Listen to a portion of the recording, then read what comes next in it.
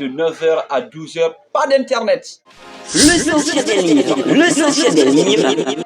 Oui, parce que nous n'avons plus la possibilité de nos jours de lire tout un livre entier. Notre temps est consumé pour d'autres fins. Let's go! Merci pour votre fidélité, merci pour vos encouragements.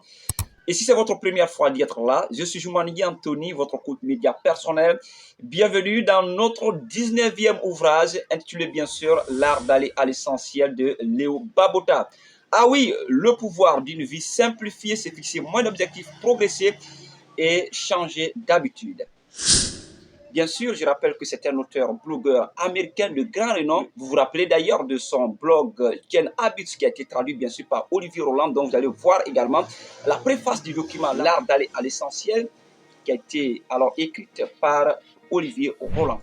Alors essentiellement, qu'est-ce qu'on peut retenir dans son document, dans son best-seller L'art d'aller à l'essentiel.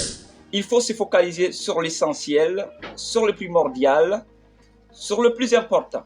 Donc, si vous étiez là, bien sûr, avec notre 15e ouvrage, Avaler le crapaud de Brian Tracy, ou bien également Tim Ferriss, c'est le 12e ouvrage, c'est bien sûr la semaine des 4 heures, c'est approximativement les mêmes contenus, seulement que la seule particularité, la méthode, l'art d'aller à l'essentiel repose sur la simplicité, pouvoir identifier l'indispensable et éliminer le reste. L'indispensable, c'est ce qui est plus important, ce qui est essentiel, ce qui est primordial. C'est d'ailleurs les tâches les plus importantes. Donc, les TPI. Pour cela, il faut se fixer alors des limites. Comme d'ailleurs, il donne un bel exemple, de 9 h à 12 h, pas d'internet. En plus, il faut alors être focalisé sur une seule tâche, l'unicité. Ça permet alors d'être efficace parce que si vous essayez d'encombrer plusieurs choses à la fois, ça va être plus compliqué d'atteindre votre objectif. C'est pourquoi d'ailleurs, il dit il faut éviter les multitâches. Et là, il faut simplifier. Mais comment simplifier, bien sûr, cette tâche? Vous savez, ici, la simplicité consiste, bien sûr, à réduire le temps mis sur une tâche.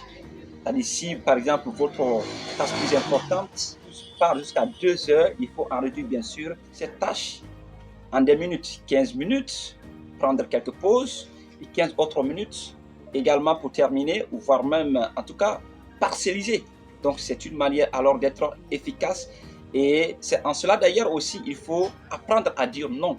Parce que si vous êtes d'ailleurs dans l'accomplissement de cet objectif et que quelqu'un vous appelle pour vous fixer un autre objectif qui n'est pas en corrélation bien sûr avec ce que vous êtes en train de faire, il dit obligatoirement, il faut savoir dire non. Pour clore donc ce document, l'accent est mis sur l'efficacité. Il ne s'agit pas d'aller plus vite, mais de faire plus, mais de faire mieux. C'est le plus important. Fixez-vous moins d'objectifs, 3 tâches par jour, et réservez-vous à les accomplir avant la fin de la journée. Allez lentement, mais sûrement. Te rappelles-tu? Tu n'as pas de concurrent. Ton concurrent, c'est toi-même. Alors, c'est pratiquement terminé au compte de cette vidéo. Si elle vous a plu, n'hésitez pas à la partager avec vos collègues. Quant à moi, c'était Jumanigui Anthony. Prenez soin de vous. Allez, nous sommes des condamnés à réussir. Oh.